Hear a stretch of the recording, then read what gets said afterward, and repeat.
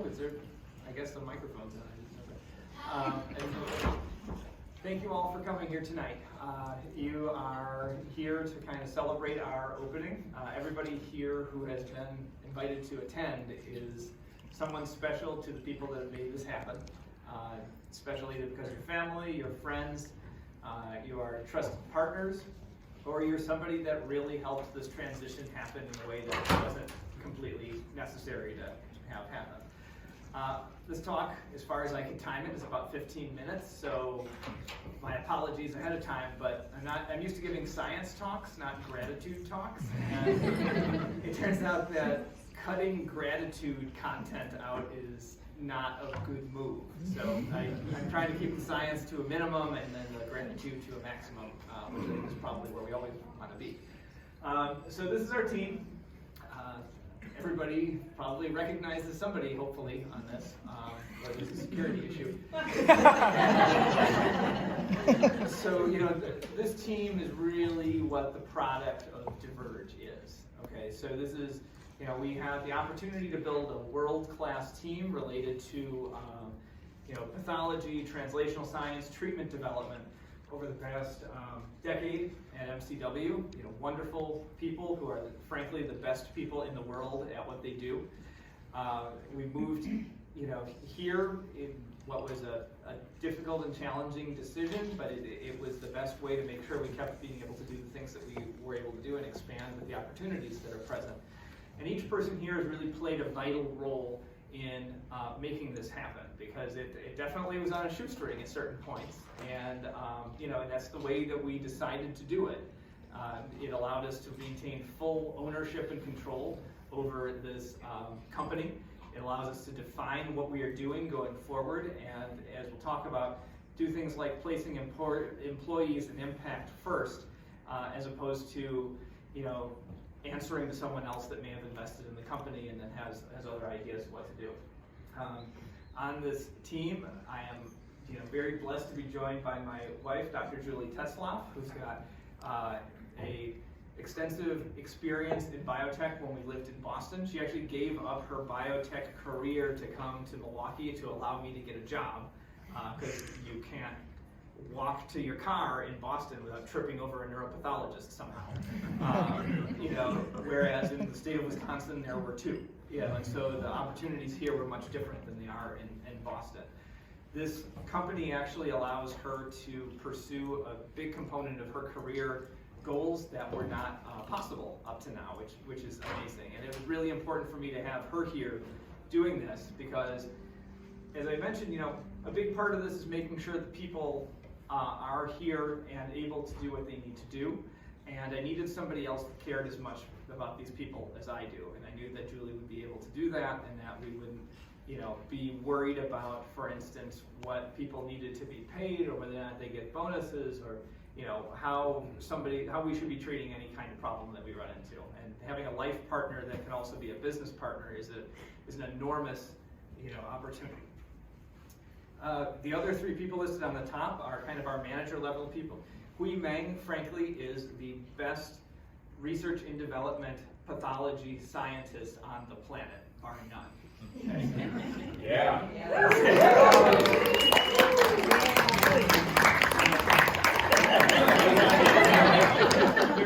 We have representatives from a couple of our sponsor companies here, and they have seen me just say, "Oh, you can't get this to work? Watch me goad Hui into furiously solving your problem by saying, so-and-so doesn't think that this will ever work, because like the Princess Bride quote, nobody ever survived the fire swamp only because no one ever has, right? A bunch of things don't work because people haven't necessarily tried hard enough, or they don't know enough about the background on it. Hui actually knows so much about the science of why she does what she does, that if it's possible to actually make a test work, if it's possible to make something of higher quality, she does it. She works relentlessly and tirelessly to do that. She puts that same kind of motivation in everybody else's work ethic that she interacts with as well. Maggie Betka and Paul Krakow are really the operations managers related to logistics and research. They have tirelessly participated in the planning, the execution of the move itself, keeping lab morale high, getting everything set up here. We were out of operation for one day. The one day during our move that we were out of operation was July 1st. So and most people took that as a day off because it was before a 3-day weekend anyway, so almost nobody even noticed. Right? The reason for that is that we were so over-planned and over-kind of executed that we had a multi-stage move where we flip-flopped around. You see pictures of this going everywhere. You know, this is partly majorly with respect to the planning that they've put in. Since they've come here, they've instituted an information and inventory management system here that actually makes us relatively bulletproof from a regulatory side of things, which we just didn't have any of the infrastructure for. It's allowing us to operate at a much higher level, at a much higher scale. And now we work at probably 4 times the productivity that we did 6 months ago because of their tireless efforts.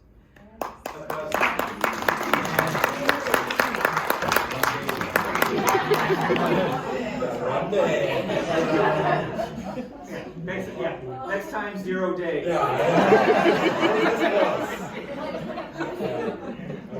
One more time. So, you know, people right across the bottom, Mariah Prom, Emily Ott, Jeff Sutton, Maggie Haberman, they're really the core of the technical talent that we've got in the lab right now. They're churning out data. They're churning out data throughout the move, throughout the transition and everything. They kept the sponsors happy. They've allowed us to operate at a very high level. They've been training each other with redundancy, so we have a flexibility that we'll be needing as we identify new opportunities and we need to adapt to the business environment. And then Karen Callender.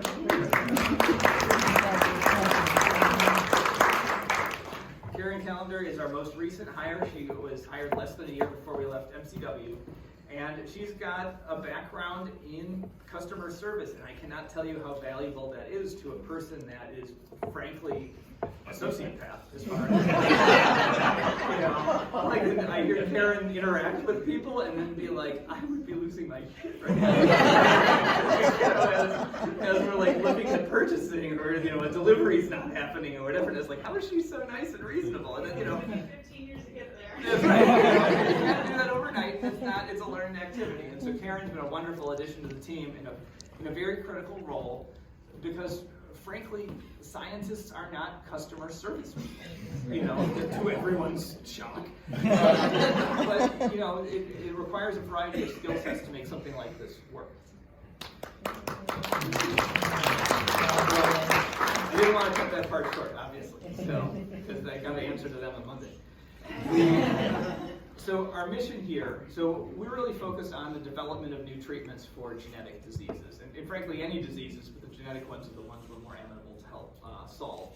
And so we've participated over the last decade in a period of treatment development that frankly hasn't occurred since the discovery of penicillin.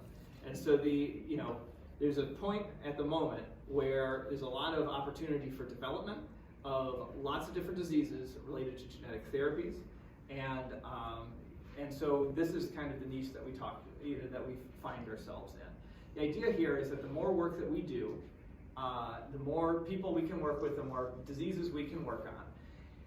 It maximizes our impact, right? It takes us from potentially being able to have a small impact on, or a small proportion of the total impact on hundreds of lives, and then potentially having that impact on tens or hundreds of thousands of lives by spreading it out over a greater array of possible products and projects. And this is because of the type of experience that we're accumulating. And then really, as I mentioned, a key element of being able to continue to do this is to have a very positive environment for our employees to work in, to grow in their careers, and to build their expertise, so that what we're offering to our industry partners in treatment development is based on our own knowledge and experience as opposed to what we might have heard from someone, which makes a big difference. Our inspiration is frankly personal. So in my case, I have a close friend that I grew up with, Peter Tucker. He died when I was in medical school. And I had the opportunity to be with his family all the time. He was just down the block, right? I was his babysitter, I was his close friend, classmate, things like that. It really highlighted for me that patients, children can have very significant health problems and then still be children, still be families, still have lives worth living, worth extending, all of that, right? So, Peter taught me that. He made me interested in treatment development. And he also made me unafraid to interact with other patients, other communities while doing this. And so, as I made my career choices, it was mostly about how do we get to helping people develop treatments, how do we encourage people that are working with us to do the same thing. This is the wall of my MCW office, and it's all kinds of Christmas cards, pictures, things like that, of other patients and families that I've interacted with over the years, and that we keep up. And the idea here, of course, is that, one person's struggles, when observed and learned from, can actually impact a lot of people. Ideally, these are people that think that we might have some impact on their behalf, and then as much as we can do with it, that is really what kind of inspires all of us. And there's a lot of people in the lab that have had these opportunities to interact with these patients and families, and it's very powerful to realize that you're not dealing with a number, you're dealing with a child, or you're dealing with an adult with challenges or a parent with challenges, and that's a big deal. Now, I felt the need to define what translational science was, because it's a kind of a nonsense term to a lot of people. So the idea is that basic science is like when you're looking at why biology works. Clinical science is when you're looking at a patient. And then the kind of area in between is translational science. And so what we actually occupy is an element of translational science that's related to treatment development, where promising treatments are identified in animal models of disease. The goal, of course, is to get them to a human clinical trial stage. But you need to know a lot about animals, and you need to know a lot about people, and you need to know a lot about the process and how to communicate this and how to plan things in order to make that work in an efficient way.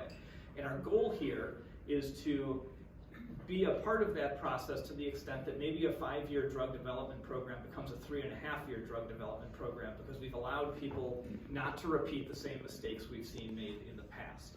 And so that's kind of the niche that we fill. We have a specialization within this kind of development, and increasingly so. And so ideally, engaging us and working with us allows people to get high quality answers faster at a time where they can make better decisions as early as they can. I mentioned gene therapy, and people hear about it. This is just kind of a brief example of it. So gene therapy is, a lot of genetic diseases are related to a problem in a specific gene, and that often leads to a deficiency of something that you need, a protein that you need. Gene therapy is actually a treatment modality where you use viruses to reintroduce a copy of that gene and to fool the cell into making the thing that's been missing. And so the idea here is that you may not be building it exactly the way as it should have been to begin with, but you're restoring the thing that's gone.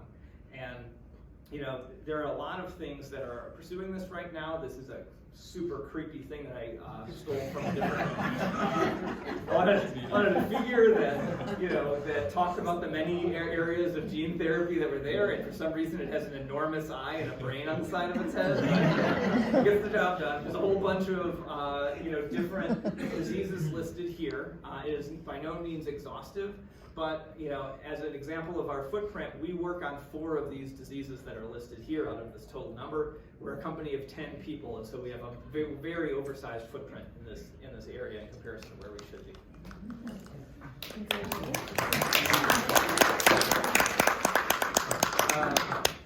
Now, pathologies. People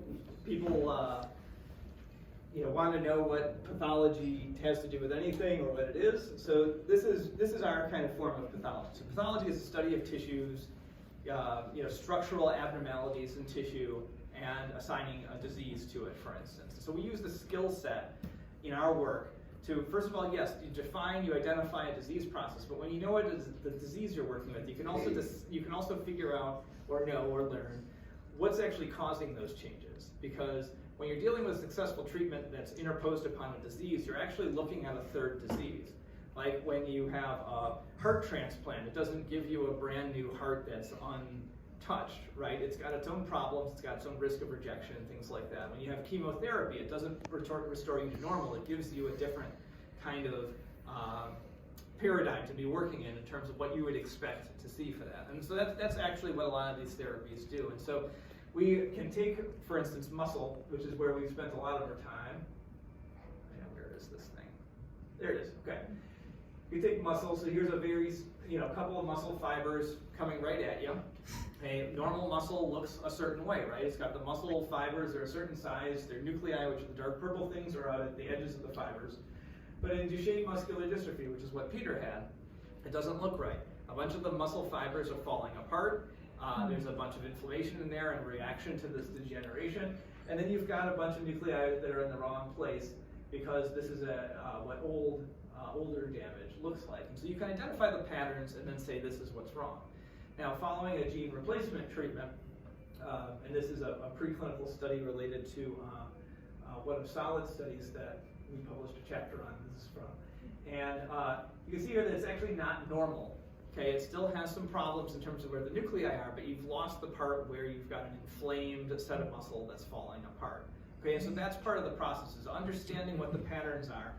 The normal and abnormal patterns that you're seeing in every different organ are very different, so it requires a certain amount of experience in doing it. And the way that you appropriately test and evaluate each organ is a little bit different in many cases. The tools you use are different. And that actually forms the basis for essentially everything that we do here. What you can also see here is that it's possible to develop or use specialized tools to look for certain things. So in the case of this agent, it recapitulates a portion of the dystrophin molecule, but not the whole thing because it's too big. And so you can develop tools that actually detect the parts that are shared in the gene therapy and not the parts that are not shared in the gene therapy. And so by looking at these different types of signals, by looking at these different patterns and these different processes interacting with each other, you can not only tell what is going well or going poorly, but you can also determine a lot about why, if you know what you're looking at. This is another thing that we do. So people that work with the Western blot team might have heard Western blots. This is a Western blot. This is a way of separating out the proteins in a piece of tissue so that you can separate them by how heavy they are and then probe them to see how much of a given protein is there using antibodies. And the idea here is that it offers the ability, this is an animal study where you've got increasing doses. You see this increasing the heavy band here, that's this microdystrophin I was talking about, and you can compare it to normal and get a number. And so by using these techniques together, right, you can determine the impact on the disease process, how much of the target protein is there, and then where it is. And all of these things can come together into a better understanding of how well things are working and what needs to be improved. And so that's the end of my science part. So what does the future hold? So at the moment we work with 9 different companies as direct partners with Diverge, and probably, I don't know, over half a dozen companies in terms of using me as a consultant that, the relationships switch whenever they need to use the lab over. I think probably within the next 6 to 7 months, we will be working with another 5 or 6 companies based on the fact that we get a call or 2 every week for somebody that wants us to do something, which is amazing. Amazing amount of growth, amazing potential for growth in this field that is very rapidly developing. For those of you that have taken the tour upstairs, there's obviously a big empty room with a bunch of lab space that has had a lot of dust cleaned off of it in the last 2 days. There were some drawings in that dust about 4 days ago, and then, we don't need to have the apartment tour. We have the space to expand. We have the capacity to expand in terms of, the possibility of hiring new people, especially, we've got a lot of leaders here at this company, but we don't actually have anybody that's truly entry level. Everybody is really specialized in what they do and really good at it. And so the possibility of expanding as our workload expands is very high. It's also pushing me to really train the people that we have up to the highest level that I can to get things out of my head and out of my responsibility, because that partially determines where our ceiling is in terms of looking at slides and managing things. The goal here, frankly, is that in 10 years, should I survive that long or whatever, that the next leader of this company does not necessarily need to be a pathologist. It needs to be someone that cares about these same things, and that person may be in this room right now. And so we want to make sure that these people that have spent their best years of their lives working on these problems actually get to spend the rest of their careers doing it, if that's what they want to do. And if not, then we'll help them do that. So, that's a big part of our mission here. And so, as we expand it, it's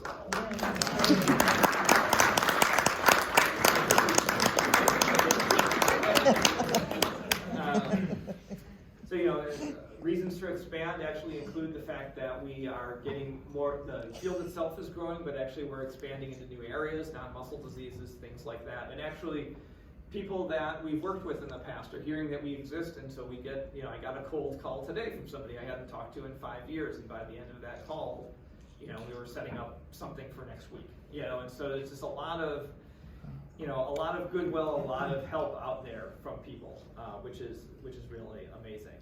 And it says here, our focus is really going to be impact and healthy work environment, which I think these people have kept me very grounded for the past decade. Although that's probably, my level of groundedness is probably debatable. But we need to keep this going to keep the whole impact going as well. And so I want to finish with thanking you for your support. I mean, there are great examples of people that this wouldn't have happened without them, right? So Andrew Webb from the Medical College of Wisconsin actually is responsible for dragging the process of the equipment purchase through that whole process. We would not be here without his efforts today. So he certainly could have just said no thanks.